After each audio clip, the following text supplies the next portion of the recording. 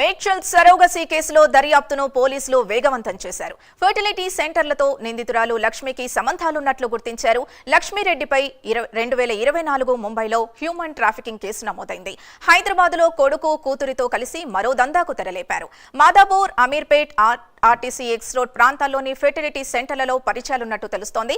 ఇప్పటివరకు 50 మందికి పైగా సరోగసీ చేయించినట్టు సమాచారం. అంతేకాకుండా 3 సార్లు అండాలిస్తే 30,000 ఇస్తానని, సరోగసీ ద్వారా పిల్లల్ని కనిస్తే 4 లక్షలు ఇస్తానని ఎంగేజ్ చేసుకున్నారు. ఇక మేడ్చల్ సరోగసీ కేసులో నేపథ్యంలో హెగ్డే, శ్రీ ఫెర్టిలిటీ, అను, అమూల్య, ఈవీఎఫ్, ఐవీఎఫ్, ఫెర్టికేర్ ఆసుపత్రులకు పోలీసులు నోటీసులు ఇచ్చారు.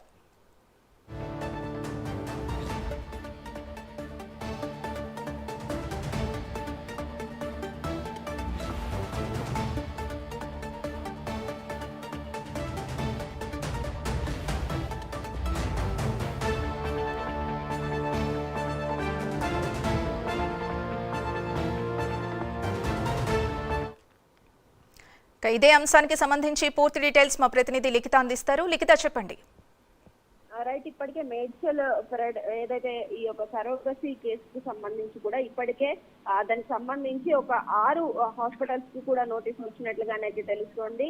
అసలు వారికి ఎలాంటి అనుమతులు ఉన్నాయి, అదే విధంగా వారు ఎలాంటి ఎక్విప్మెంట్ అక్కడ వాడుతున్నారు, డాక్టర్స్ ఏ విధంగా ఉన్నారు అనే విషయం పైన కూడా ఆరా తీస్తున్నట్టుగానైతే తెలుస్తోంది. ఇక ఈ యొక్క కేసుకు సంబంధించి తవ్వుతున్న కొద్ది కేసు తరహాలోనే ఇప్పటికే చాలా విషయాలు బయటకు వస్తున్నాయి. చిలకలూరిపేట నుండి అయితే ఈ లక్ష్మీరెడ్డి అనే డాక్టర్ 2024 ముంబైలోని ఒక హ్యూమన్ ట్రాఫికింగ్ కేసులో కూడా ఆమె నిందితురాలుగా ఉన్నట్టుగా తెలుస్తోంది. ఆమెతో పాటు ఆమె కొడుకు, అదే విధంగా ఆ కూతురుతో కలిసి కూడా ఈ యొక్క దందాను నడుపుతున్నట్టుగా ఆమెకు దాదాపుగా ఈ యొక్క Madhapur, Ameerpet, RTC cross road లో కూడా ఫెర్టిలిటీ సెంటర్స్ ఏవైతే ఉన్నాయో వాటితో సంబంధాలు ఉన్నట్టుగానైతే ఇప్పటికే గుర్తించారు.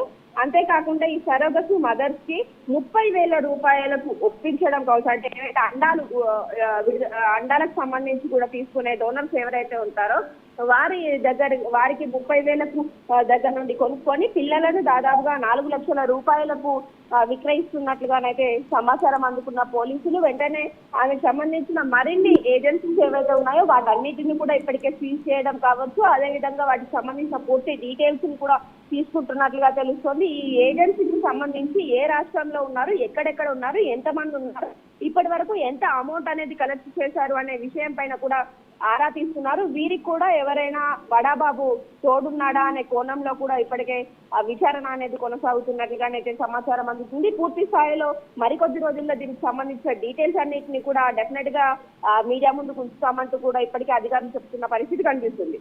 Right, thank you Likhita.